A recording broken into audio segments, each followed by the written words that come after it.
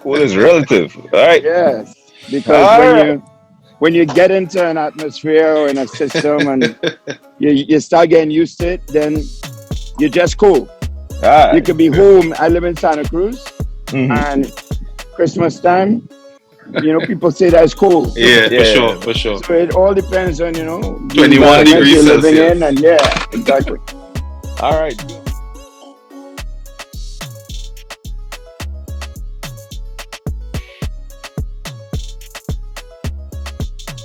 All right, guys. Good evening, gentlemen. We have with us a very distinguished guest.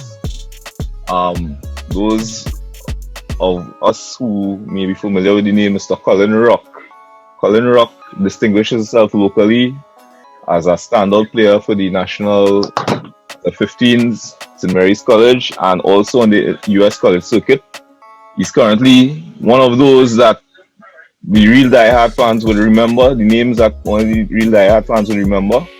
And we definitely see it as an honor to have him here with us tonight to talk about his experiences in football and ways that where he sees football going from here. So, Mr. Rock, my pleasure to have you here. On behalf of the guys, we're here with Thank you. Andre Prescott and Jose Julian. Nice to meet So, you. guys, let's get the ball rolling. Were you flipping a coin this time, or we alphabetical order, or what? Who going first? Say. I like to go first, Mr. Rock. Nice to meet you, Right. sir. Nice to meet you. So for this podcast is about educating people on Trini heroes, past and present, and for those who may not know you, if you want to give us a little introduction about you and the football that you played in Trinidad and Tobago. Okay. Let me see where to start.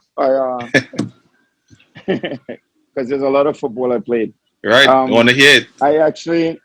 I grew up in Santa Cruz. Right, My mom was a principal, and my dad was a policeman. okay. And You So- can get no China trouble. there was some, there's some rules in the household. For sure. Mm. You can appreciate that. Yeah. There's definitely some standards as far as doing things right and getting things accomplished. So I ended up in CIC, and Good choice. fortunate. I keep having a lot of conversations with guys in QRC and Fatima about that. Yeah. We get past that. For some reason, it never seemed to get over that disappointment of not making it. I don't know why. I don't. Yeah. Calendar. I swear to God, the other Yeah, the day calendar. Sheppy called me and Sheppy tell me, look, one of your fans say that you dribble me up, and I said, Sheppy, many men pass now rush. I said, you get your guy, you get. I said, that's way No, back not then. personal. Yeah. They can't get over it. But to me, it was all fun. It was fun. Mhm. But obviously, there's a lot of discipline in my environment. So I ended up in national team from very young, and we actually had a really, really good crop of players that came from my generation. Mhm. And some of those guys still right now are ambassadors for football in Trinidad. Obviously, Shaka went to school with me. Wow, okay. Russell Latapi was on every national team that I was on. Dwight York was a year below us. He was Okay. in the team below us. So he came up. We saw Dwight at his training facilities. We know him. And we play a little bit against him. We definitely play against him in high school. But there were some good players, even some of the guys that were older, like Andy Salandi, Right. Morris, Michael. There are a lot of good players that went through that time period. And actually, at that point in time was where football was at its peak, in Trinidad. Yeah. Now, things have changed, obviously. But from there, I had a choice. I actually did get recruited by Man United when I was 16 years old. And they changed the manager. Yeah, they lost it. The manager was changed. So the scout was terminated. So I didn't get a chance to go. So my parents, especially my mom, who's passed away last year, Sorry to hear that. she said to me, look, this whole football thing, you have a lot of colleges contacting you for scholarships. So you're going to go to school or do this pro thing. And when the Man U thing fell through, she said, you're going to school this year. For sure. And that was it. That was all she wrote. I said, Non-negotiable. I know. I tried to reason with her, but I was like a lost cause, you know. No chance. But anyway, I ended up going to college in West Virginia. Won a couple national championships right off the bat. My junior year, I was recruited to the pros to indoor in the U.S. I also had an offer to play in Brazil, but they were trying to steal a lot of money from the deal, so it wasn't working out. So I ended up staying in the U.S. Plus, my life was already being created there, you know. Now I had a lot more options. I stayed there. I played 9 years as a pro, and that was one of the reasons why I was really disappointed about the selection process and recruiting players from all over Trinidad that are now in the U.S. After that, I actually built an indoor arena in New Orleans. I went to Wolfsburg in Germany. And then I came back to Dallas Burn, tore my ACL. And New Orleans was the farm team, so I stayed there for a while. Then I just came back to Dallas now to take a director's job in a club here. And we actually are the ambassadors here in the US for BVB. I see that. Everybody, yeah. And now I'm the vice president of the company. That's it. So, I mean, this is kind of where my life has ended up, but I wouldn't change it for anything. I would have loved to have a different way to manage all those young, talented players. There's a lot of guys that played in our generation that just, they went by. Some of them in New York right now, some of them all over the world, some of them not playing football anymore, but there were a lot of good players. And I felt like we didn't harvest them right, Yeah. And that's my big take on that whole thing. I feel like we could do a better job of harvesting talent because we have a lot of talent. We do. Why is it a lot of our players are playing outside and all over the world and in colleges? I feel like a lot of the guys who come from colonial countries have actually built football in the US. They built it. That's a good point. The programs here have grown because of the talent level that's come in here and taught kids how to play. And now, guess what? We're not just playing to show them. Now we're actually teaching them. So now a lot of the players over here are coaching. They make a living just coaching. It's crazy. Okay. But I mean, I read in preparation for this. I read about some articles that I found with you and stuff like that. So I know something that you haven't liked over the years is just like how the national team went about selecting players for representing the country. Right? So were you able to ever represent Trinidad on the senior team? I represented my senior team when I was 19, before I even came here. Okay. Yeah, but I mean, back then it was Clayton Morris, the dread, what's his name? Brian Williams. Brian Williams. Yeah. I mean, those are the guys who were like on the team, and I mean, we were little kids, Yeah. Russell, Clint, myself, Marvin, we were young, so we were just like getting a feel for what it was like to play at that level. Yeah. But then, like I said, my mom was like, "Listen, this football thing's not paying you, and you got to figure out how you're gonna make a living." So at that point, I left to come over here, But I just felt like that we had a great group of young guys then, and Russell was fortunate. Dwight was fortunate. A lot of it is timing. Shaka went to college. I played against Shaka in college. Right. You could ask him what his scores in those games were.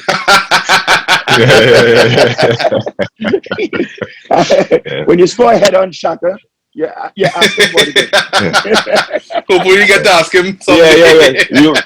We'll be proud to ask him, definitely. Yeah, and put me on there when you ask him. Even better. Yes. We have to have that call in, definitely. Yeah, that would be a good time. That'll be good. But Shaka went across to England after school and he did well, and I mean a lot of these guys are good players. There are a lot of others. Sean Constantine, quality player. Nigel Gill, bully from Digo. He is a quality player. These guys just, kind of fizzled out because we didn't harvest the crop, And whereas most countries harvest the crop.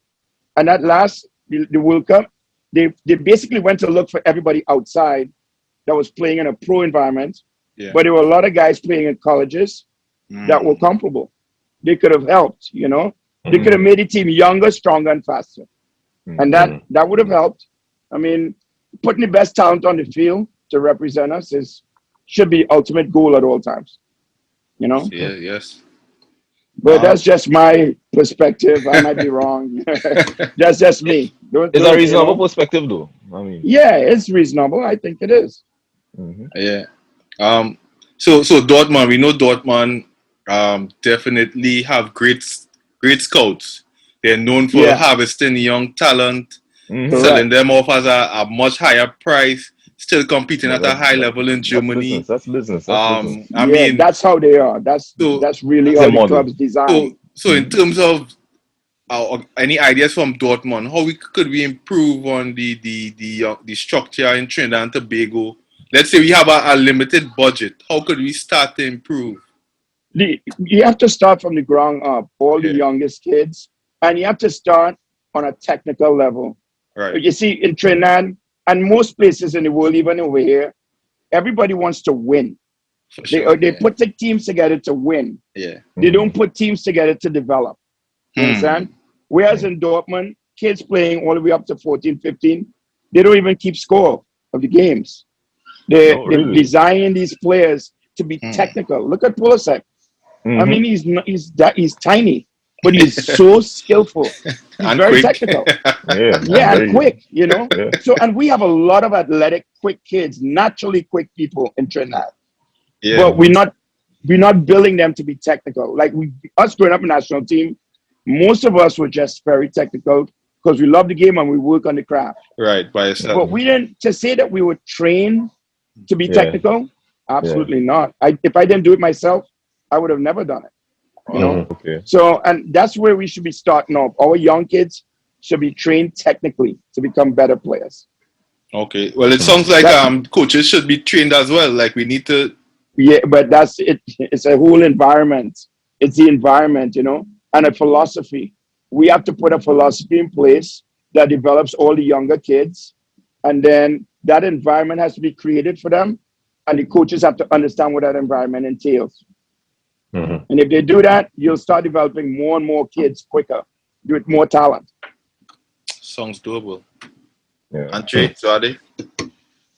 So I mean, so in your story, so you mentioned that you ended up going to play in Wolfsburg.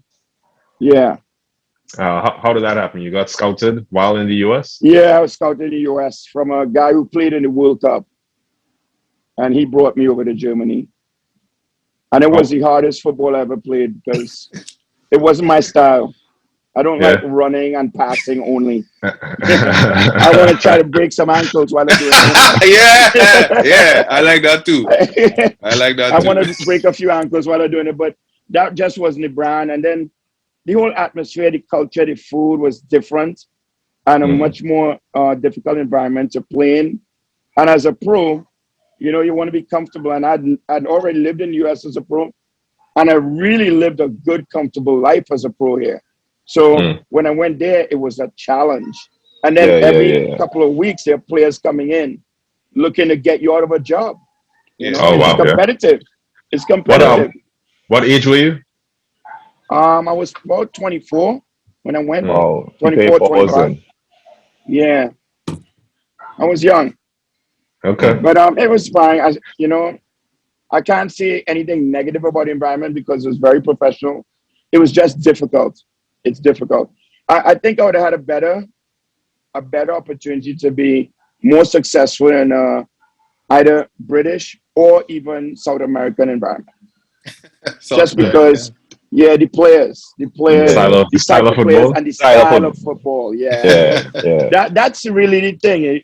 If you don't fit the style, you know, I mean, the first 2 or 3 weeks I was there, nobody even said a word to me. And I didn't even realize I had an assist and I had 2 assists in a game. And then it was the first time everybody started talking to me. And they all knew English. So these guys are here looking at me, soaking in the hot tub, talking, you know, in German the whole time. And they all know English. And they left you, it just excluded you until you made 2 assists. Wow. But exactly. But they don't let you in until you fit them. Right. That's the culture. Wow. You have to, they have to fit you, you know? Do you think like what clubs do now to try to make sure that foreign players are transitioned into the team and the culture and stuff like that has improved since your time? Oh yeah, it's changed. Like even like we go to Dortmund. I went over to Dortmund last year, before the pandemic, and it was amazing. They have classes. They teach them German. You know, they're teaching these kids how to live over there. And that makes the transition so much better. It makes it really, really easier. You know, so yeah, they realize that too. Because it's difficult to just get good players. If you think about it, in the past, it was always like top level players that would get to go play in another country. Now they're taking them young. And to take them young, the football is not the main thing. Their education is important, and their ability to relate to the people and actually survive in the environment is absolutely mandatory.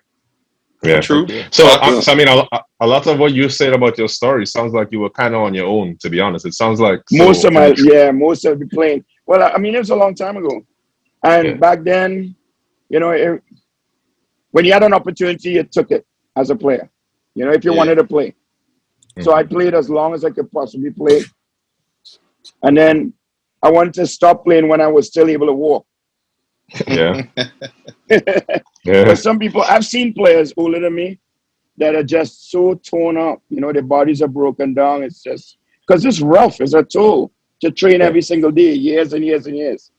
You know, it's just very physical. But, you know, I thought I picked a good path. I would have loved to come back and help Trinidad and help them even identify talent and, you know, put together the right scheme for us to start building. But every year in Trinidad seems to always be a brand new crop of talent we're looking at every time. You notice that every other country have kids, they're 17 years old, and then you see them when they're 25. The same squad, Yeah, you have a kid 17, we don't see him. Russell, you know, is rare. Dwight's rare. You don't see these guys. There's so many good players that just go by the wayside. Stop doing it. Start doing other things. Definitely. You know, we have to develop that environment. Okay. And on that note, I wanted to really ask, one of my major questions would have been, what things need to be in place for that environment to be really fostered? Because, I mean, you, as giving your perspective for Borussia Dortmund, you would see and understand how these systems work. What are the factors that give it the best chance of success? And how could we apply those factors in our own case? Because, I mean, you think of economies as scale and things as challenges. What factors, what do we really need to focus on to get something like that happening?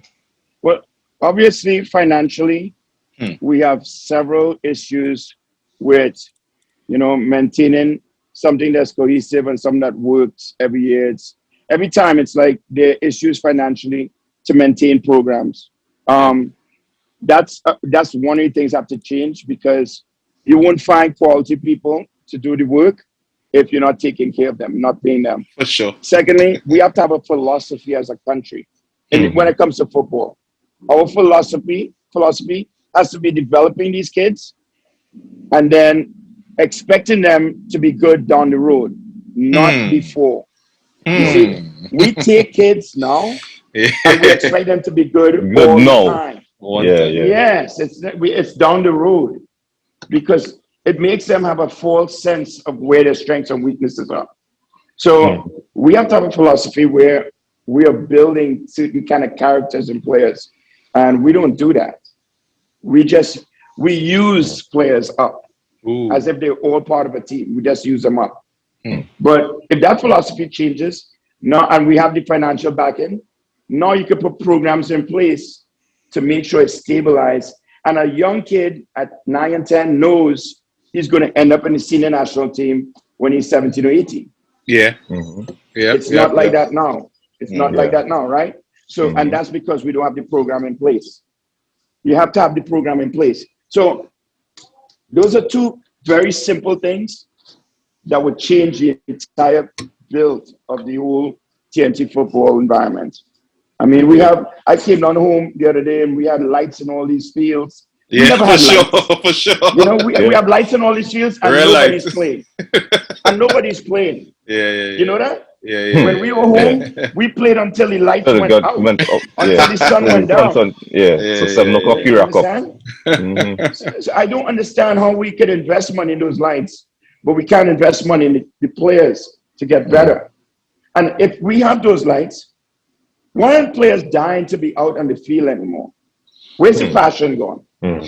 Well, you know, men trying to earn a living, but exactly, because we don't finance anything. Yep. We don't. All right. So the recap. So a quick recap was like a brief description of some of my past. I sent you some clippings and stuff. I have a whole bunch more. I didn't have time to send them today, but it was the last question was how could we change? What was my thoughts on changing football in Trinidad? And that's why I didn't want to ever leave any discussion with making anyone think I'm the authority, because I'm not. I'm just one person with experiences, and some of my experiences kind of, taught me along the way that if I want to fix things, I want to look at what didn't work and then adjust so that it works later on down the road. If that makes sense. My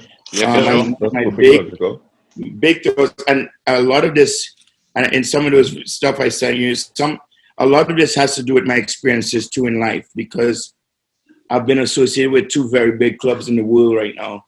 One of them is Liverpool, and one of them is Borussia Dortmund. Right. And I'm on the actual coaching side. I'm in the back of the house. I'm in the dugout. You understand? So I am understanding a lot better how to produce good quality players. And then when I look back at our history, for me, we just weren't cultivating them. We were just picking them every year, Every year was a new crop. And you'll find some of us will make it all the time. But, we weren't cultivating some of the other guys. Why weren't those guys getting better? Right. So we look at a guy like Harry Kane, right? And this is just an example. As a kid, basically 2 left feet. He was not that good. It took time and cultivation for him to get to where he is right now. And now he's one of the best strikers in the world. Okay? Right. So are we doing that with our youth? Are we doing that in our environment? And basically I said the philosophy has to change. The whole approach to developing players instead of winning has to change. And then if you change some of those things, then the entire culture changes. And I hate saying this because, this is why I don't like this stuff, because my words always get put wrong. But it's the truth. It's honest truth. Yeah. A lot of it has no friends. With finances, and a lot of it has to do with people taking opportunities to take what they want. Yeah. I'm trying to say that very diplomatically. Right. If that and that's fine. So brother Rock, so let me take this in our next direction. So we spoke about the authority, right? Mm-hmm.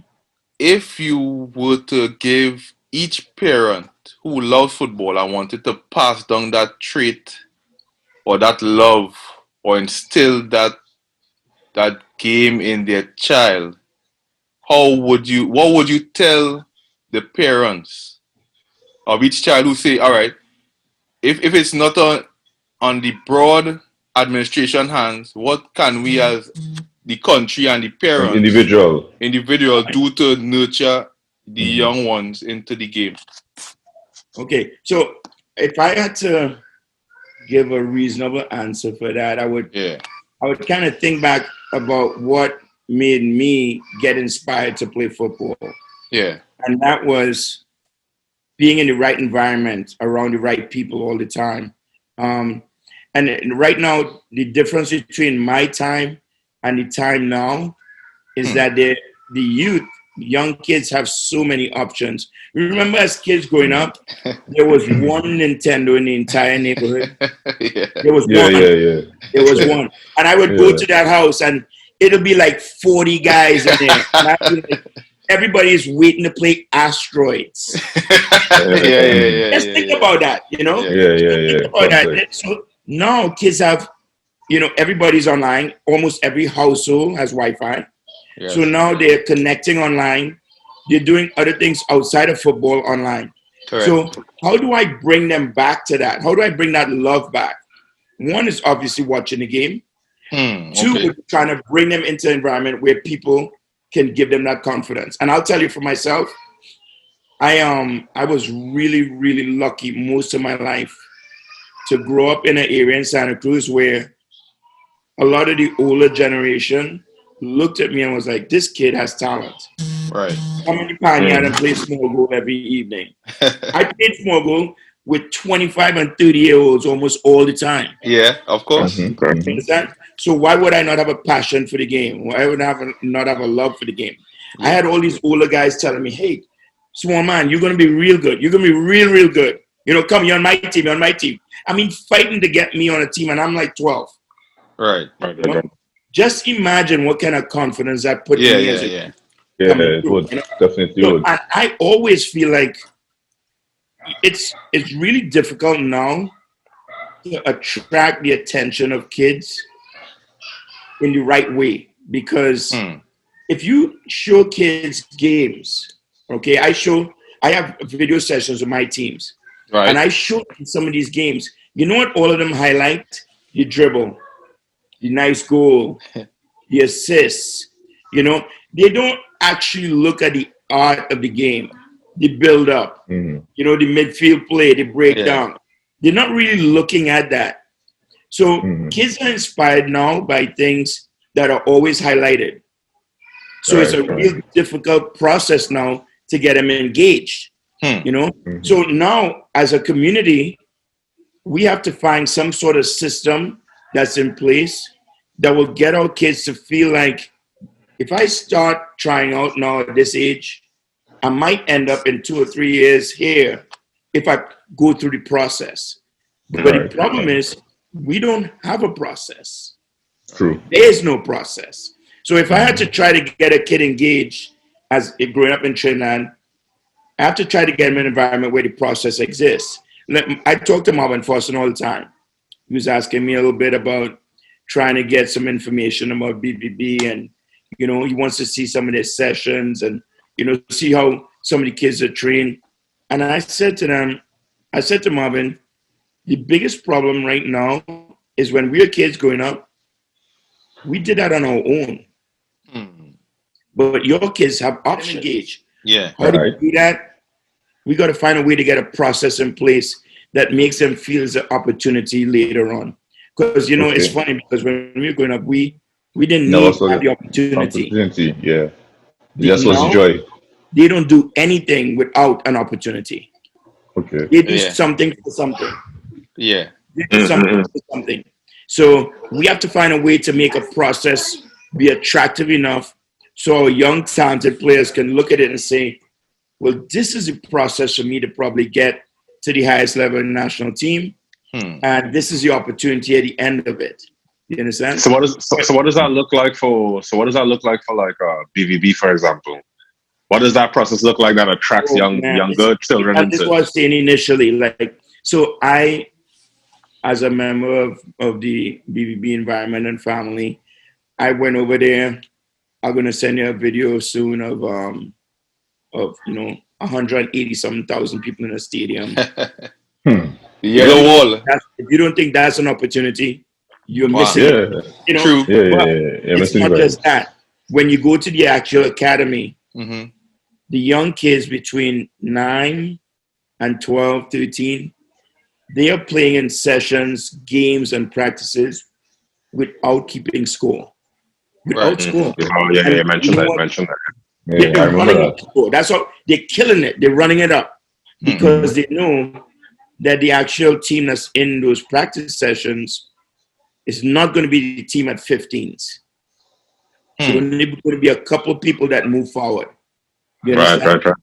So it for them is a constant battle and challenge to get there. Now the 9s and 10s, all technical stuff. All technical. They barely even playing the games. They're doing volleying and crossing and finishing. They barely even really have games. And when they do have a weekend with games, they bring in some of the other clubs and they play. That's free play. Yeah, they're not even interested how many crosses they have, how much they kept possession. They even count possession, you know? So they're looking at their own... At 10 years old? Uh-huh. At 10 years old, they're watching possession? 10. Yeah. Get them in some way. Change possession and transitional change of speed. Very important. Right. Yeah. So I went and watched a practice. There was a little kid there in the U10s. He was a little blonde kid. Every kid, because you know they're picking the best, right? Yeah. Most of the kids look like they're 12 already. This kid actually looks like he is 8 or 9.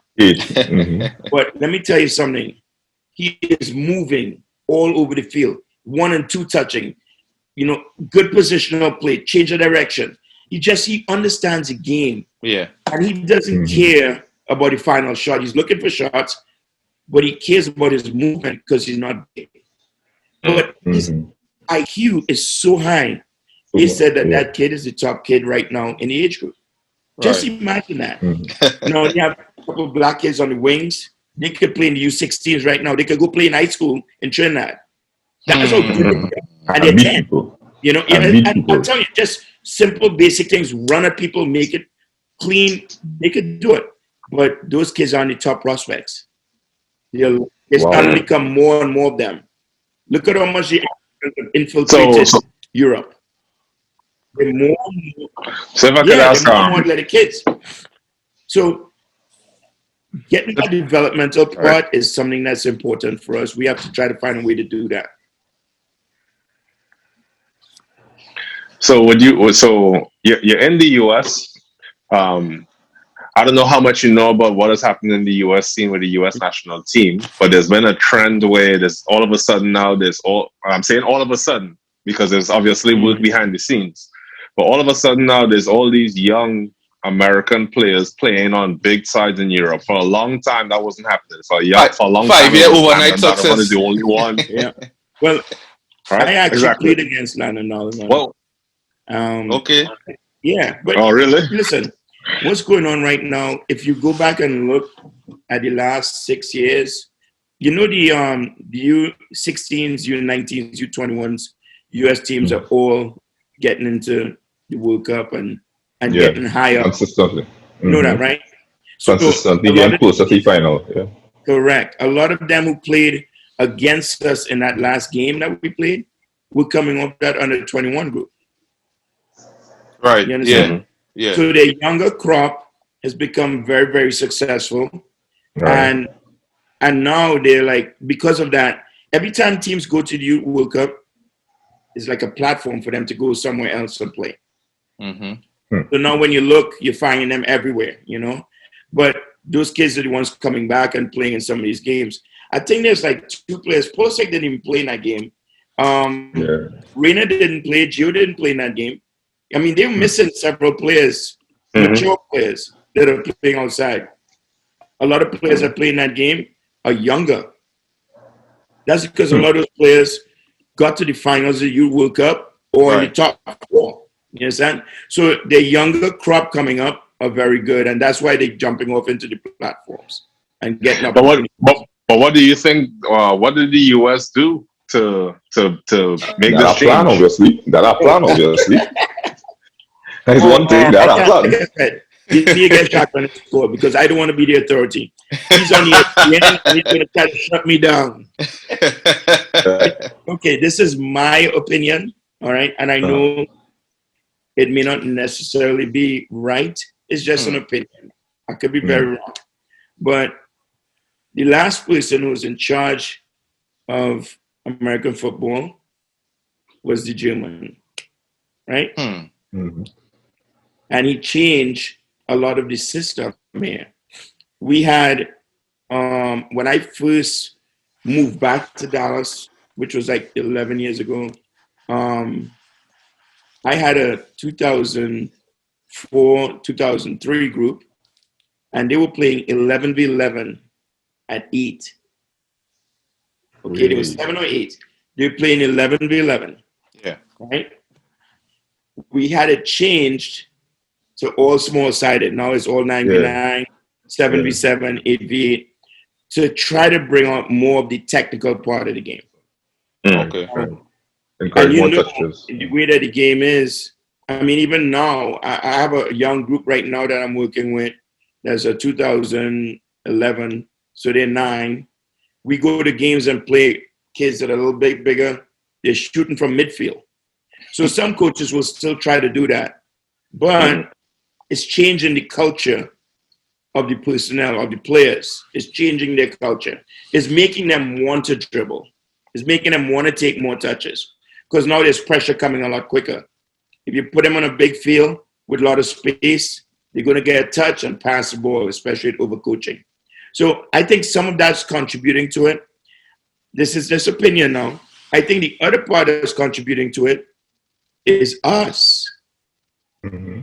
Is the people that have come into this country and actually help build teams. Like I can tell you right now, maybe 10 coaches that I know in this country that have come from our country to college over here, and brain drain again. They come over and they bring all the ideas, all the technique, and they instill it into the young kids. And those kids are just growing up and becoming better and better. Thank you, Mama. You understand? So we are also helping them cultivate these players. So you touched on something there that I'm actually very interested in. So exactly how did you go from playing in the US to working for BVB? Yeah, you said you also work for Liverpool, right? Yeah.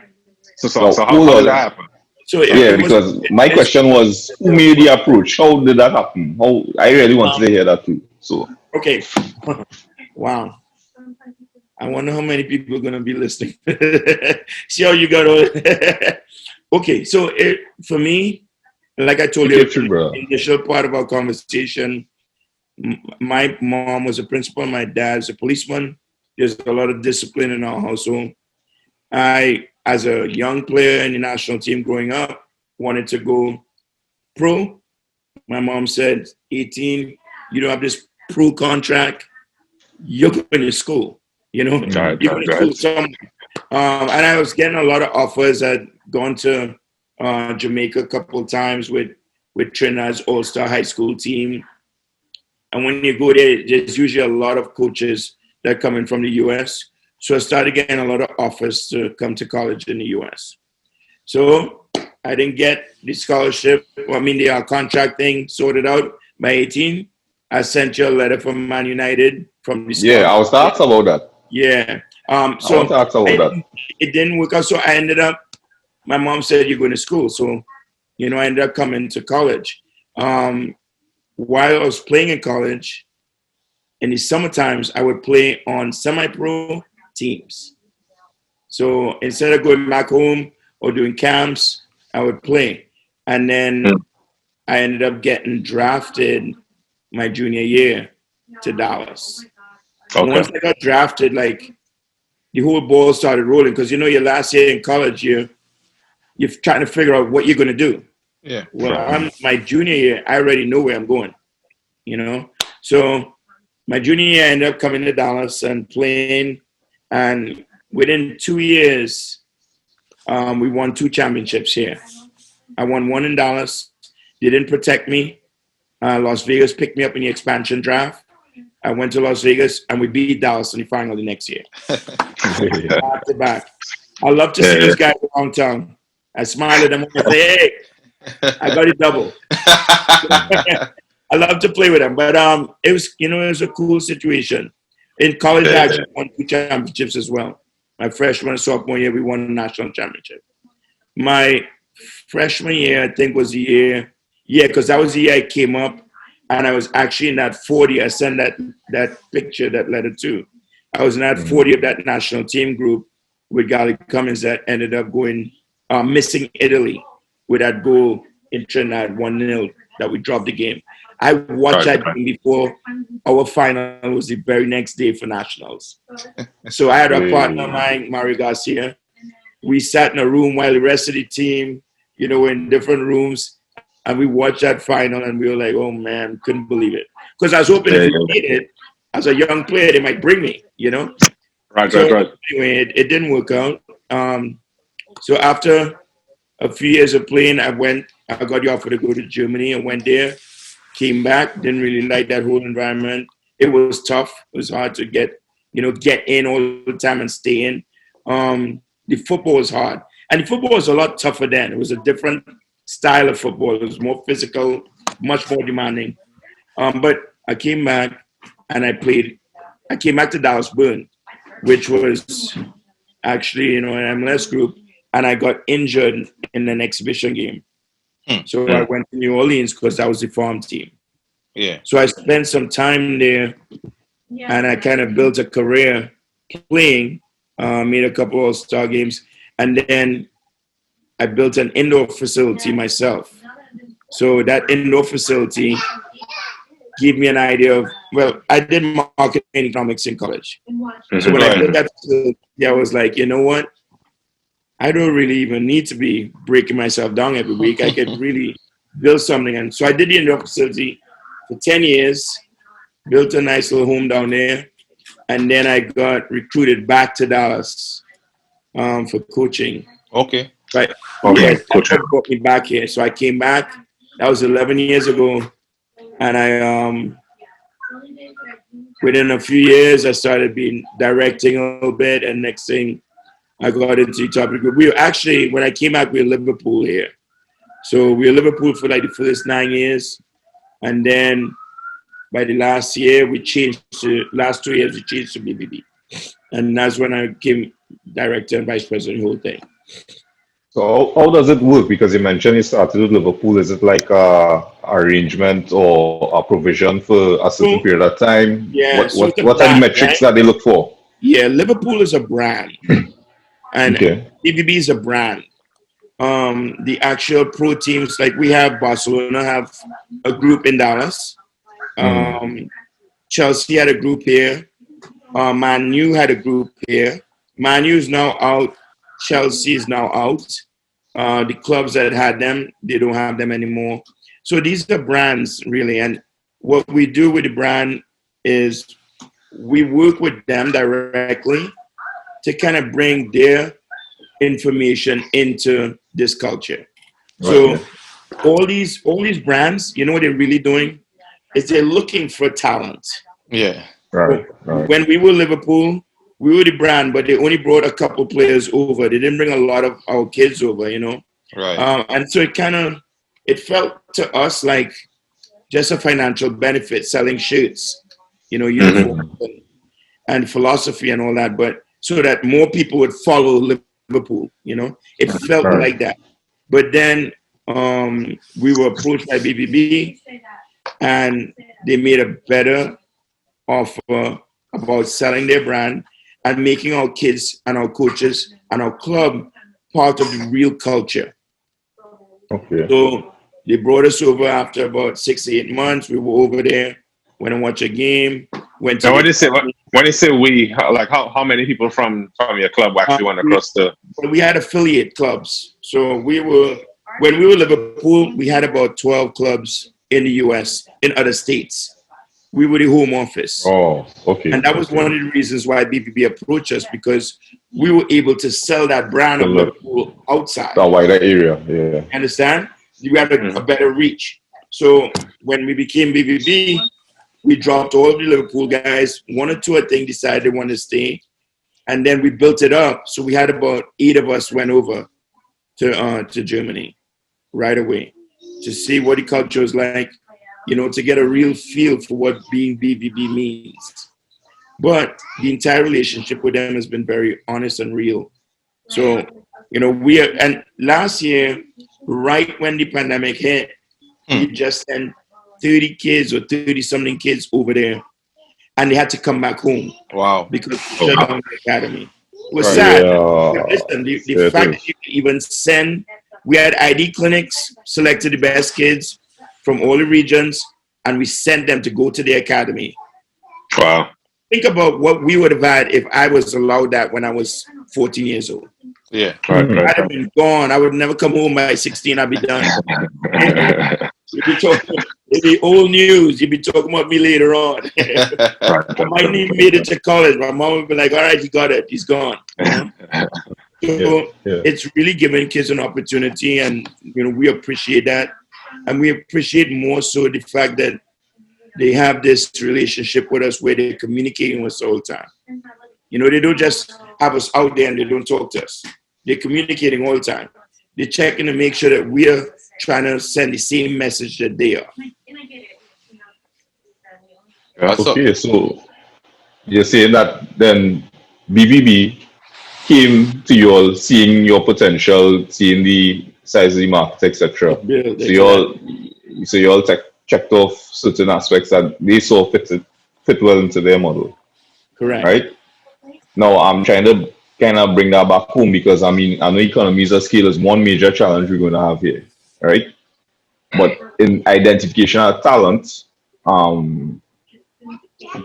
it could be argued that per capita we have a fair amount of talent that's comparable. So what could we do to at least have an option of that? Yeah, you'll throw these questions at me as if I'm the authority. I'm not the authority. Right? We still opinions because we're not authorities either. We're looking. Colin Rocke said it, but this is what they have to. I think you misunderstand that we're looking for Bacchanal. We're looking for Bacchanal. We're not looking for. But they're looking for me. I already have one really bad article on the web where I had somebody called me in the newspaper and asked me about champs and if they made good decisions about the selection. And I was like, no, they're good players everywhere. You all are missing the boat. Yeah. A big article, and I was like, you're serious? You posted that?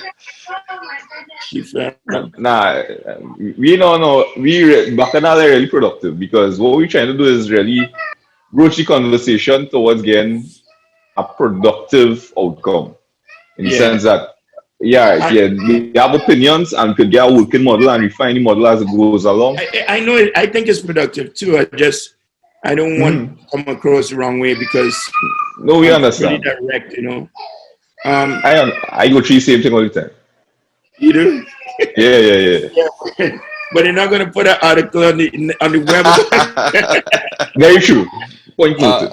It's basically we have a passion for the game, and we just want to put a spotlight on past, present heroes, and just hear their ideas. It's not about solving the or trying to song that we know it all, but just put ideas out there and how we could possibly and the thought process going. Come together and do this thing. And thought process.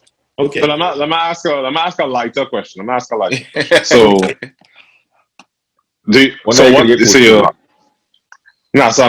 you're a fan of the game still. So do you follow what league do you follow? What team do you follow right now? Actually, Dortmund though. Yeah, I do follow Dortmund, but you have to. I'll tell you this, and I said this to you earlier. My God was Pele, and his Jesus was Maradona. Okay. Let's get to age first, please, because we have a study going on. We believe that if you're over 50, your answer is one way, and if you're under 50, your answer is another way. How old are you right now? 52. 52, right? He's right on his cuffs. Yep. They're still old. Over 50. So I even look like do you watch the Netflix special on Pele? Not yet. Please watch it this week. Go watch that. Yeah. The stuff that he's doing in that Netflix special. Yeah. Nick Rolandinho and Ronaldo and all, it just made them look like normal people. Listen, he's doing this generations ahead of his time. Right. Doing things ahead of his time. He is capping, man. He's like, you diving and he give a little flick over the top of your boot. He's gone. You know, he's stepping a fake. He's going away with the ball. He's doing so many things ahead of his generation. And I know at that point in time, there were less quality teams. The football was different. I think it was even more physical then. But it was nasty. Skill set and its IQ, whole different level. And then when you look at Maradona, if you can't tell me that guy is different from normal players. Look, Ronaldo scores all these goals. Big, tall, very pretty. I mean, he doesn't play without getting his hair done, you know? But it's mostly athleticism. He is not savvy like Maradona. He's not. It's the same thing with like Michael Jordan and LeBron James. LeBron's an NFL player playing in the NBA. That's the reality. His athleticism is unmatched, right? But what do you think about Messi? Skill set. If Michael Jordan played half as long as LeBron, nobody would ever get his records. He actually decided to go to college. You know, he actually went to college, get education. But, and then he actually decided to quit after 6. He's like, I'm good, I'm done. You understand? LeBron is playing ever. And he's going to find the best players to put on his team to win. if LeBron is going to a team with the best players to see if he could win. I don't believe in that. You know, there's God, and then there's Jesus, and then there's the rest. So in my mind, there's Pelé, there's Maradona, and then the rest. And there are a lot of great players. There are a lot of great players, but that's how I figure they bounce out. So you haven't liked Messi this whole time? You haven't really found him to be on that same level? Yeah, I like Messi, but when you're walking 65% of the game, I have a little bit of a problem. His IQ is great. You know, his skill set's great. His left foot is awesome. I just don't like the walking. Okay. Yeah. I need a complete player. Okay. So I could segue into this. So what type of player were you? I mean, for the guys, explain a little bit about yourself. So when I was younger, I wanted to be Pelé, so I was a dynamic forward. Okay. I had a very good skill set. I could beat you in a phone booth. You know, I don't know if there are a lot of people, a lot of players that I knew, even growing up, that were technical as I was, 1v1. You can ask all my friends, all the guys in the national team. I was pretty technical 1v1. Yeah, I can beat you. I can beat you, wait on you, beat you again, and then I'll be gone. You know. You can still do that. You can still do that to this day. Huh? I said you can still do that to this day. Yeah, I can do that here. Yeah. What's the signature beat though? Like your favorite go-to? Oh God, I don't have a signature beat. That's how you know you're giving and I cut right and left. I would drop a span on you. Actually, I came down to Trinidad Christmas. Not last Christmas, the one before the pandemic. Yeah. And I did lend a man a 960s. I tell him I want it back, you know. I drop a span on him, I'll say I want it back. But no, I don't know. I never think about it that way. I'm more of a reactive player. So if you overcommit, you're done. Yeah, that's it. You have to stand me up and let me pass the ball. Otherwise, it's all over, bro. You can't come green. You left-footed or right-footed? Yeah, he's left-footed. Yeah. Left-footed, right? Yeah. Nice. The back and I wanted to ask, right? Had things aligned as it should have aligned, right? Yeah. And you had gotten through with that trial from the letter, etc., to Manchester United. Would Ryan Giggs have been having to go out on loan? Ryan Giggs effectively would have had to go and find another club to play. Are you saying that?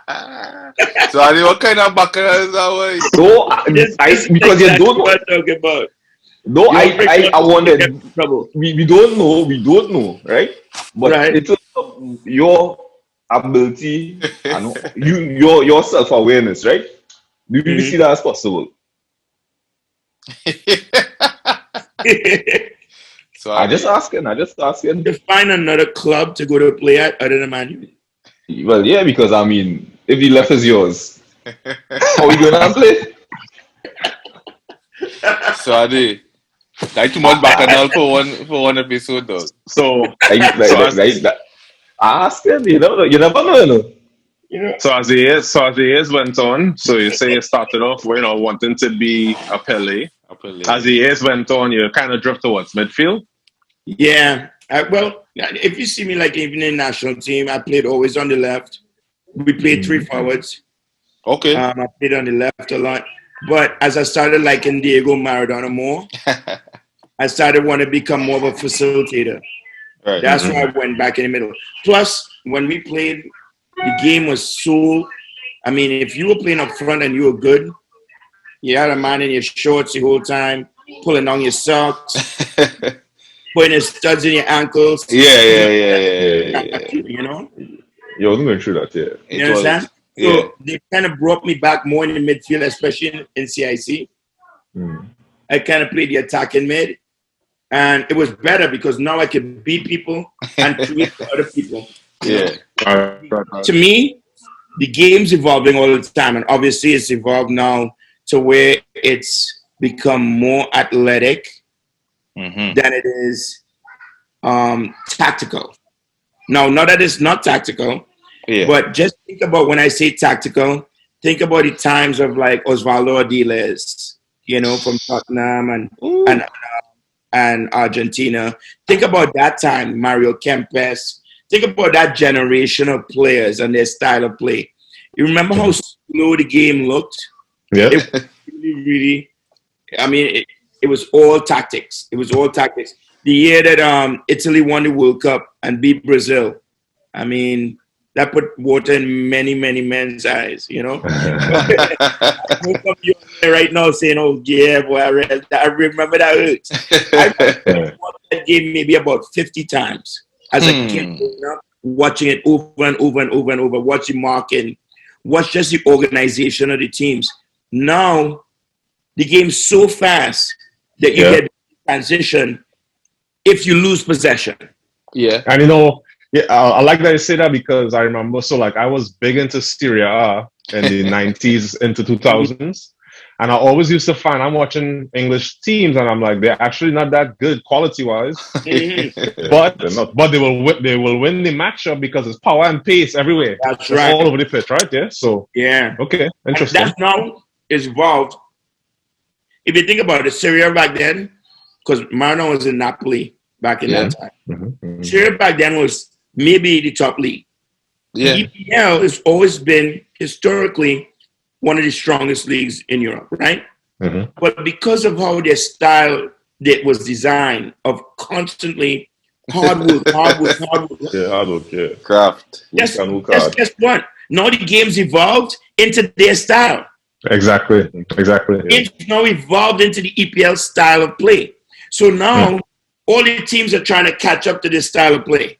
It's crazy. Like I thought about it so many times. Like, man, these teams. I like God Brooks, Glenn Huddle. I like all the technical guys. But now I see the game evolving into the speed of play of EPL. Yeah, and that's how the generations. Because listen, it's just like everything else, and I want to see what's going to happen next. If we're just going to serve the ball from the goal box, everybody try to get ahead of it. Yeah. We used to call the midfield altogether. Route one. I used to be Rhino football. I know. No, but it's number crazy 10 anymore. Because the number 10 is no more. We're not looking for the 10 anymore. 10 is no more. I want to see if they're going to just skip the midfield. And soon the 9 might be no more as well. But the 9 gone long time. The 9 gone to it. Listen, the 9 went as soon as they said he's becoming the false 9. Yeah. He starts having to come back and pretend he's a midfielder just so he can get a chance. That's when it was good. Yeah. Well, that's about 2002. Since then, it's dead. That's why now the most dangerous players on the field are the ones that run from team. Yes. or come off the wings. Yes. Yeah, Yes. wingers all deep. Those are the most dangerous guys. What is Running from inverted people, forward or Inverted inverted wingers. wingers or whatever they call Inverted it? wingers, yeah. Boy. Inverted wingers, yeah. Salah and Mane. So like last season, it was like their style was so they couldn't be stopped, and all of a sudden they just fall flat. I'm not going to say why, Andre. You don't know why. And now Pep has a style that is a mix between transition, positional football, and like quote unquote hyperbole, but 10 midfielders and Gondo run from deep and Gabriel Jesus. Everybody don't know where he is. Just using space. Now they're adjusting to shut that down. Shut down those wingers, shut down that offensive power. Correct. And then transition players to run from everywhere. If you look, I was just talking about him, Harry Kane. He's the false. Why you think that Asian cat scoring all those goals? You know why? Yeah. He is moving all over the field. He's running from deep. He's running into spaces. Kane's the false nine, and Kane has to get in the ball. Yeah, mm-hmm. He has like 12 assists. That's a great example of that exact thing. Yeah. And that's why now Man City has changed, because now they're defending differently. Yes. And now when they attack you, you're not sure where the players are coming from. They're coming from, yeah. Because I was watching this, and this is not Man City. It was Man City. Holding the first minute of the game. He was looking for a man to mark. He looking for a reference point. Could see it. Who do I mark? Because it's about men coming from deep, so you don't know. Yeah. If he all you have to do I remember that goal. But mentally, change the man into a number 9. Just mark him. You looking for a 9, a man to come front post to mark it like us. He don't switch still and score header like us. Exactly. It's like a confusing man. Your understanding is exactly, to me, what I see in the games now. Because now, if you even watch runs from when the team's attacking out the midfield, players are no longer going in the direction that they're playing in. They're running into opposite directions, opposite lanes. They're trying to find different ways to get in behind where they're not marked. Yeah. Like before, like last year with Salah and Mane, they played on those wings. Man City's players played on the wings too. They all played on the wings, so everybody covered that. Now, the wingbacks are the wingers. So the wingbacks are now required to be in the final third when you're attacking. Yeah. And those wingers are going inside. Yeah. They're going inside, outside. So you don't even know who you're picking up. Yeah, that's hard to pick up. Everybody's staying kind of deep and kind of holding you, till they could close on the ball together and try to shut it down. But when the wingbacks start coming forward, the game's totally different. It was totally different. There's a guy from the Army called Pointy. I'll never forget him. I played, I think we were in the National U16s or 19s. We played the Army in Arima. And man, this guy called Pointy, he was the right back. Every time I look around, Pointy gone. He's up front. I'm like, and I'm a forward. Track back. And pick that guy up. You know, he's going like Pointy's like, and he has his little head. You know, man, it was amazing. And all he hearing is Rock. All he hearing is Rock. That's your man. That's Rock, your man. Everybody would tell me, you know, you play left back, you play left wing, and he's there right back. Yeah. You have to come help us with that guy. And then we play up to the half. You come out to the half. In the half, yeah. If we don't have enough to get the ball back, there's a problem. You know. But up the field, he would just leave me and go. I'm like, wait a. If they even lose the ball, I should be able to get the ball and go out there. I'm a rolling right back. Losing the ball because you have numbers up. Yeah. But to me, like real kids. I don't know if it's true or no. This is me, and it's opinions. I am not the authority, and I don't care. I will say it still, right? So 4-4-2, right? To me, defensively, that might be the easiest way to coach defense. For some reason, 2 lines are 4, and you try to pick up the men. the midfielders go the runners. Now, to me, I think if you break it down that way, that might be the easiest way to coach defense. Anytime you try to coach defense in other formation, that'll be real hard to who picks up who chooses who. I don't know. Okay. So what system does most teams play? And again, I'm not the 4-3-3 right now, I think. Yeah. What do most teams play? There's some combination of either 4-3-3 or 4-2-3-1. Yeah, Correct. 4-2-3-1, yeah. Mostly 4-2-3. If you really break it down, it's all 4-3-3. Yeah. And the reason why is for just what you're saying. So the easiest way to coach defensively is to have 4 people. The reason why, because the 4 of them cover the field easier. The spacing is easier to cover the width. But in the 4-3-3, what you're really playing is a 4-5-1.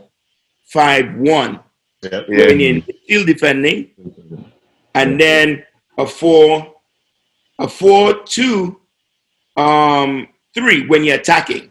Because only 2 players stay in those 2 and 3 in the middle. The other 4 are going forward. Yeah. You understand? So when you start involving the wing backs now, I mean you're having like 6 to deal with as a 4 in the back. Yeah. You understand? That's what's causing the game, in my opinion, humble as it may be, to have teams slow down and say, hey, you know what? We got to sit back and absorb before we get outnumbered and then they score. You understand? So I agree. I think 4 defenders are easier. Some teams play with 3 at the back and they play with 2 wide midfielders that always track back to make it 5. You know? But the idea to me, coaching wise, is to have the width covered. Width has to be covered. So if you look at the national team in the last game, they had a guy playing inside center back. Kind of heavy set guy. Yeah.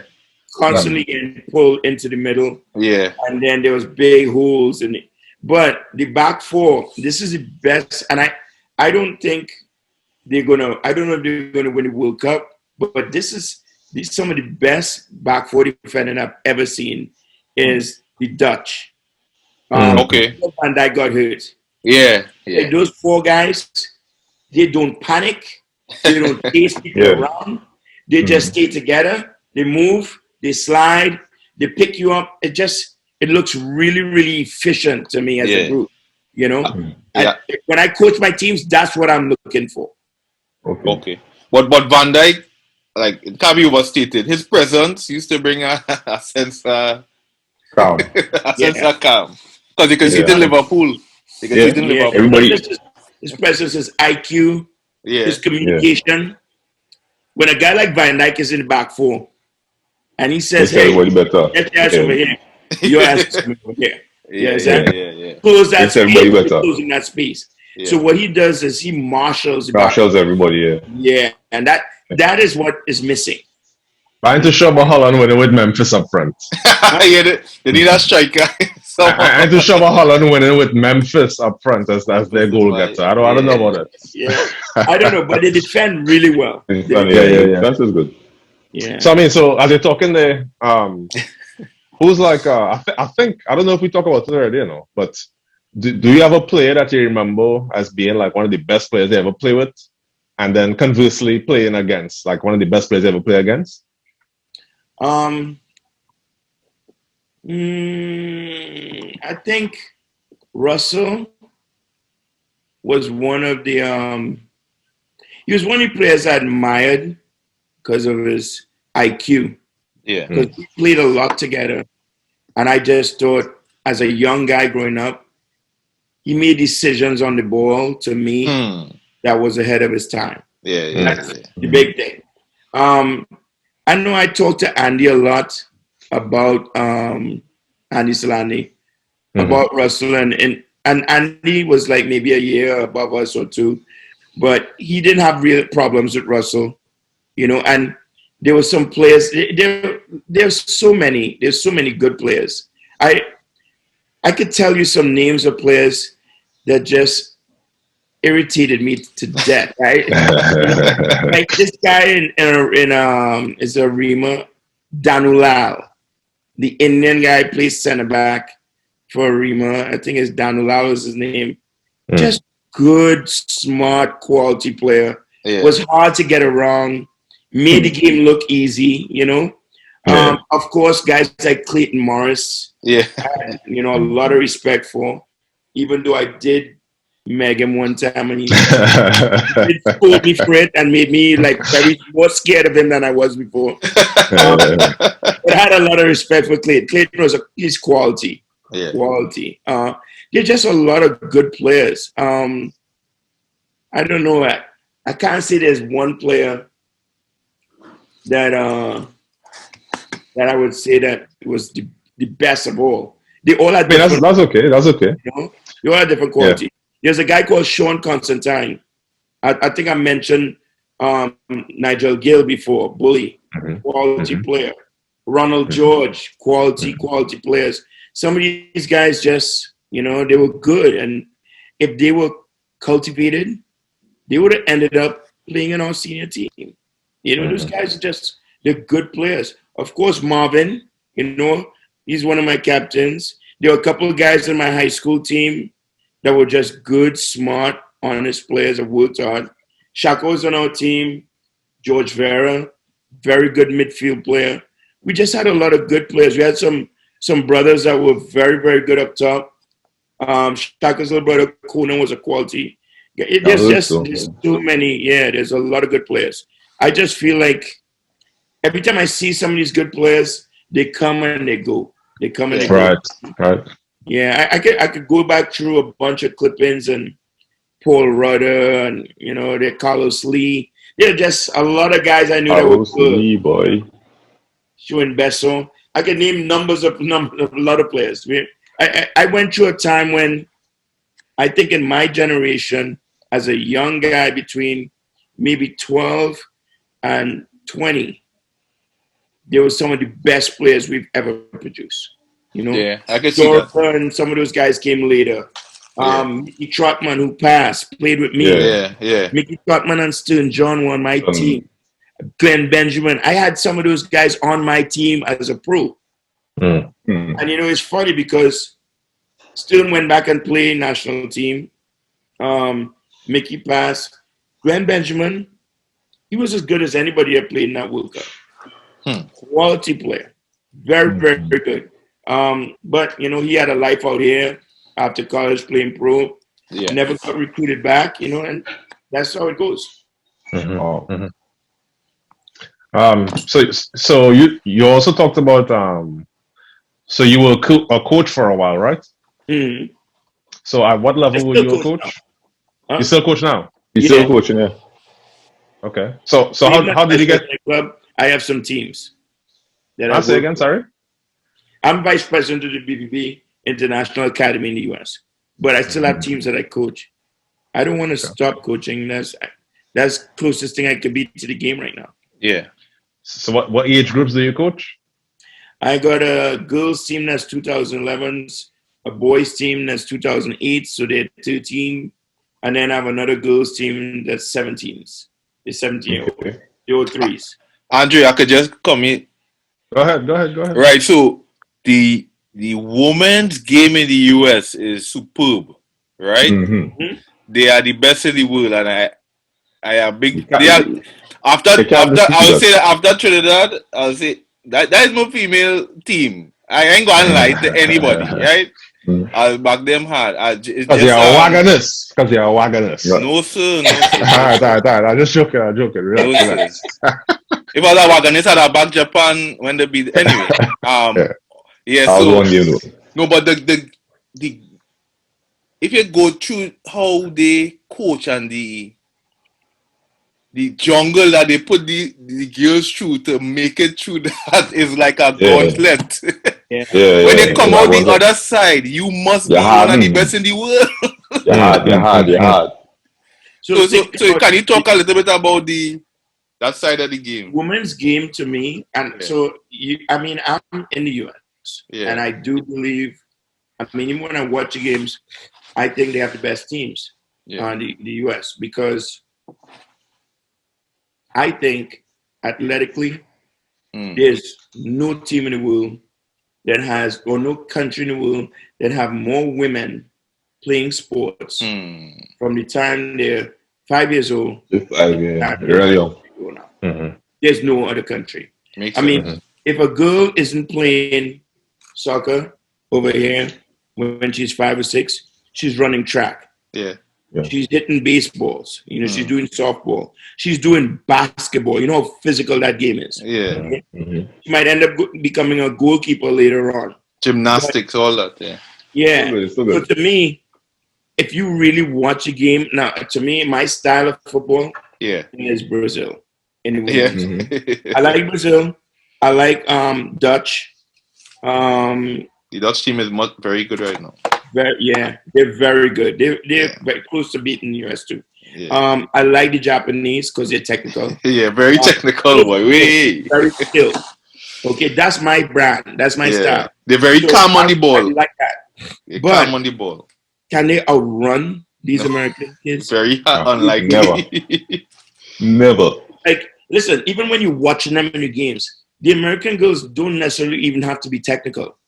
All they do is outrun you to every ball. They will beat you on every ball. They will win every tackle. They will be the most physical. Yep. They will be the most challenging. They will get every header. They will look like if they never run out of gas. That's athleticism. And that's how the whole culture is here. So it's going to be difficult to overcome that. And it wouldn't hurt to have like Megan Rapinoe. She's one of the most skillful players. Like, if you look at her play, she's like one of the most skillful players you'll ever see, Joe. Like, all they need, listen, every good team needs a 10. You need a 9. Carly Lloyd, one of the best 10s. They need like 3 players like that. Just to make the magic happen. The rest of people, they just have to run their runners, for sure. And they'll be top in the world in athleticism and fitness all the time. All the time. But in a way, you just say it. So basically, the women's game and the men's game is very similar right now. To where it's kind of like the athleticism is what is shining through currently. Yeah, but just think about this: the athleticism is what's the most important thing in the women's game, right? They don't have to win if they're technical. Yeah, the US could beat every team by just outrunning them. Right. In the men's game, you have to outrun them and you have to be technical. Yeah. You see the last World Cup final? You see who's in the final? Who's in the last World Cup final? France. That was it was just like a blue, right? Croatia the more technical side, and France was physical, very athletic. France outmatched them physically, but they had the technical guys. That way Pogba was actually running Andrew. Correct. Croatia. It's true, Andrew. He was running. He ran. Think about it. Croatia was just more technical, very much not physical enough. Modric was very good, but they stifled him. Yeah. One boy, Andrew, boy. The little black guy from Chelsea. Kante. He couldn't do anything. And the game before that, he marked Messi out the game. Out the game. Athleticism is still there. Yeah. So let me ask this question. Given that the game, the demands and the focus seems to be more physical, do you think that the dribbler will be extinct sooner or later? Almost there. They kind of dribblers are like pariahs now. Pep, they don't really want it. This is what I'm saying. You don't see like it happening like spontaneously, just like that again. They could never. Anyway, I want to hear what Mr. Rocke had to say, but I disagree. They will never be extinct because every time you find one, he will be the next Messi. He'll be the next Ronaldo. He'll be the next great thing. You understand?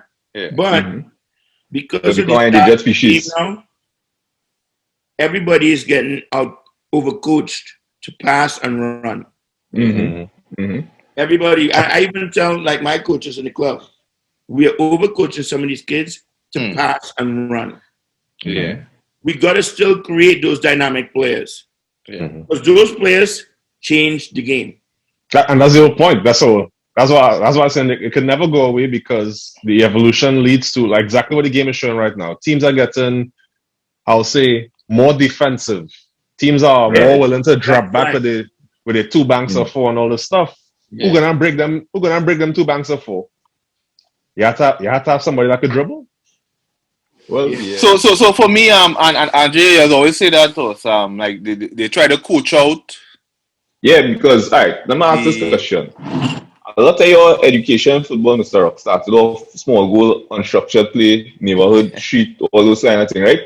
Right. Now we looking at development models that are academy focused, whereas street football, where you learn on the game itself, where it's more unstructured and therefore more likely to stimulate creativity, doesn't seem to be as, I don't want to say as dominant, but does not seem to be the generalized pathway, right? Mm-hmm.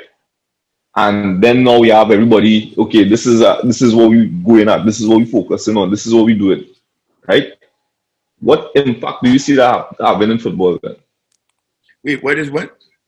What's the impact you see that having long term? Because a lot of, there's no, as far as I'm aware, there's not really a dribbling school. Yeah. This is something you learn. This is something you learn. What you try it, you do it. One of the biggest problems with football, not just in Trinidad, but everywhere. Everywhere. Because what develops that creativity is having the experiences that make the mistakes. Mm-hmm. You understand? That's what creates that creativity. Being open to doing and trying different things. That's what creates it. Now, I'll tell you, this is a great example of that. I had my nephew came to visit me when he was 8 or 9 years old. And he came out to the academy and very smart, can run all day, very technical, can stroke a pass, can run and pass. And I told him, he said, "How did I do, Uncle, in the first practice?" I said, "You look generic." He's like, "What?" I said, "You look generic. You look like every kid out there. Yeah. You can do all the things they can do. Yeah. I didn't see you doing anything that was creative, and you're 9. You know, and that's what street football and street soccer creates. Yeah, it creates that player, and that player has to want that. But the way the game's going, and you know what he told me? He said, "Well, I wasn't allowed to be in the streets like you," and I said, "Why?" He said, "Because there's human trafficking." Yeah.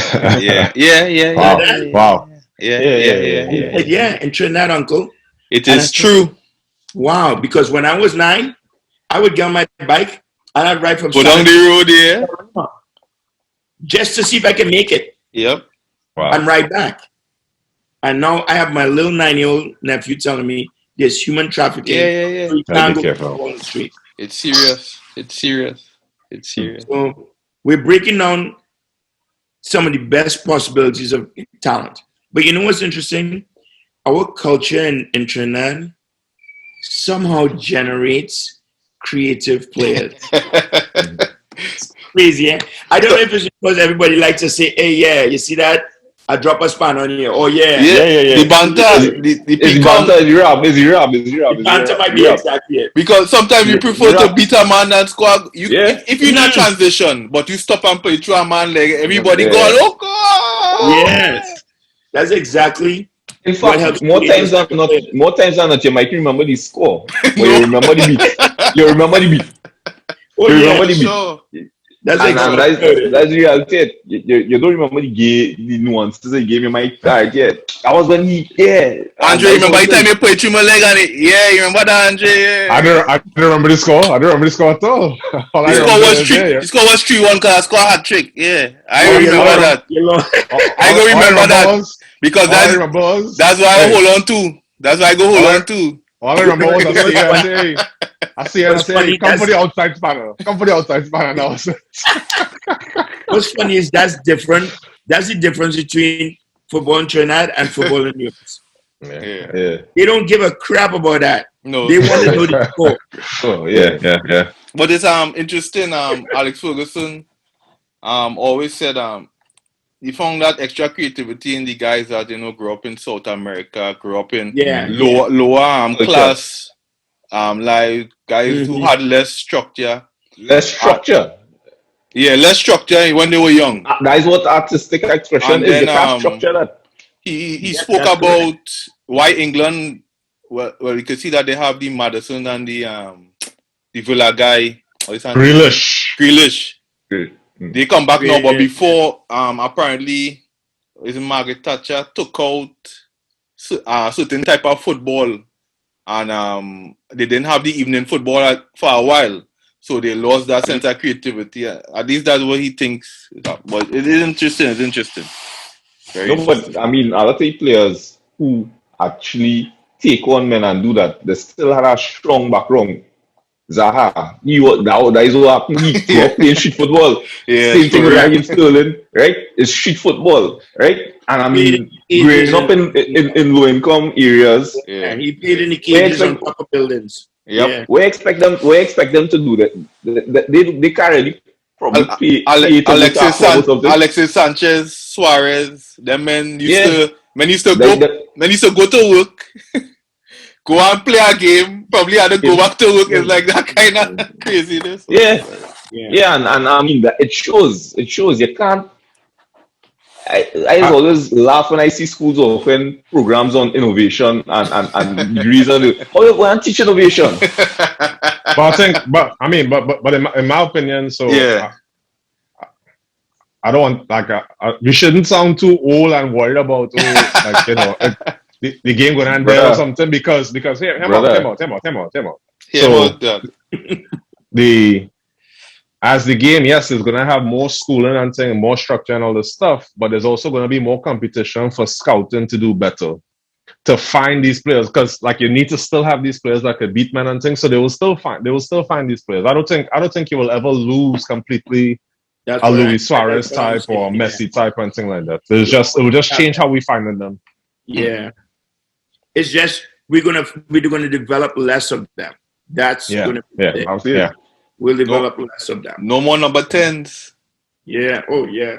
but the game is cyclical. That's what Marcus was saying before. Andy was saying before. The game is cyclical, so maybe in our lifetime we will see it come back around again. It change again. Yeah, it might. Yeah, it might. But I mean, how?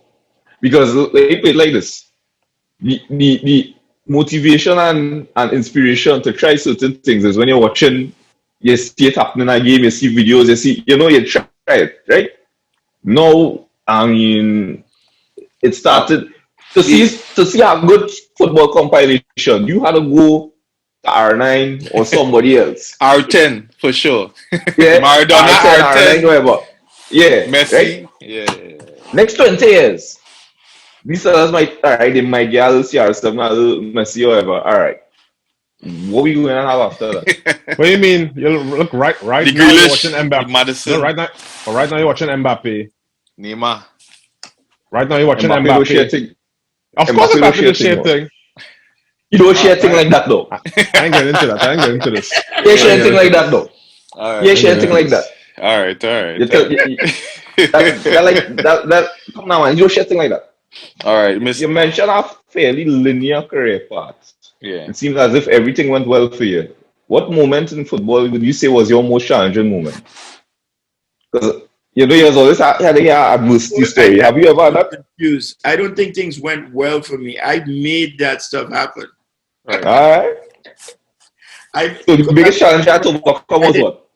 If I didn't do well enough to get into college, I wouldn't have gone. If I didn't do well enough in college to win 2 championships, I wouldn't have gotten a pro offer by my junior year. Mm-hmm. Okay. And that includes playing against Shaka. I love to put his name on. I scored a header in that game. I actually had two. I scored a header in that game. But anyway, anytime I can plug Shaka, I like to plug. Yes, man. Yes. But anyway, so that was created. Getting drafted and then playing and winning 2 championships created a whole different avenue for coaching.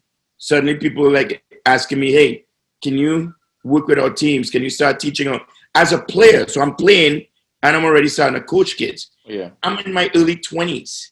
Mm. You know? A lot of these things happened that created my future. Yeah. But it all came out of hard work. If you ask anybody in Santa Cruz who knows me, if they ever thought I would go any less than I've gone, I would love to find one person that would say no.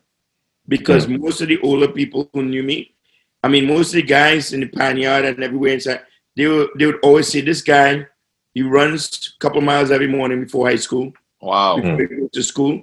So before I went to CIC, I was already running. Wow. When I get into school, I played small goal before I even went to the first class. I was taking my shirt out to drive. Yeah, understand, to drive. This is before my first class. So I already run a couple of miles in the morning. Wow. I wake up every morning at 5 o'clock, no later. Wow. I still wake up that time. So I was running at 5. I go to school, play a little bit, do my classes. Lunchtime, get sweat. Evening time, get sweat. Then stay in school to try and do some work till like 6:37. Then I go home. Sometimes I would go home a little earlier and then from school, and I would run home from serious. From you used to run over. I'd run home from Port Spain to Santa Cruz. Yeah, what? On the hills. On the hills, yeah. Run over the hills. So it was ridiculously fit. That is our next. Yeah, I would run over the hills to Santa Cruz, and then I would beat my dad, because my dad would pick up all the rest of my siblings, and they would be driving in the traffic around the Savannah and all. I would try to beat them, and usually they would catch me like in the last 800. I'd be almost home before they catch me. That's the maddest thing ever. You used to run home from Port Spain. Yeah, Saturday morning I'd get up and I'd run from Santa Cruz to CIC grounds, train with the first 11, and I'd run back home after practice. Oh Lord, yeah, that's impressive. So let me ask this question: why would you do that? Because of my love for the game and my desire to be a professional. Wow. Okay, so when you say, other guys that is intrinsic, is that intrinsic motivation, or does that need a structure? It's part of the structure, but it is part intrinsic because it has to be in you to want to do it. Yeah, but for sure. You want to do it, Toronto, Santa Cruz. You damn well had to want to do it. For sure. Oh yeah. Listen. Let me tell you something, and I knew this after the very first year playing as a pro. If you don't like to run, you better have some really special, unique for sure to be a professional player. For sure. Every professional player likes to run. David Naked, I used to come down to CIC grounds for practice, and I would watch him. I was in like the U14s then. That was my first year in CIC. He would be in a sweatshirt all the way over his head, big sweatshirt, juggling and running suicides on the field. David Naked would be running all up Laventille Road, up and down, up and down. Those are the kind of things that I knew that players did to get to the next level. So to me, I thought that was normal. I wake up at 5 o'clock and I go running in the dark in San Francisco, and I come back home. My dad will say, "You already run, eh?" I was like, "Yeah." I would do steps in the back. I say, "Yeah, I went at 5." He'd get up like at 7. Right. I was already doing my sit-ups, getting ready to go take a shower to go to school. You guys were sleeping. Yes, definitely. That's all right. Okay. That's all right. Go ahead. No, go ahead, Osei. Yeah, Mr. Rocke, we just want to thank you for being on. We have less than a minute. Hopefully this interview inspires somebody to be a coach, a player, to coach their kids to do something. It was really an honor speaking to you. Hopefully we speak again. Yeah, and foster this relationship. We want to shine a spotlight on past and present heroes, and thank you for spending this time with us, sir. I appreciate it, guys. I appreciate it. I'm not finished with Araz. Hey, that's all. You remember Araz? You remember how to do your Araz, right? How to do the what?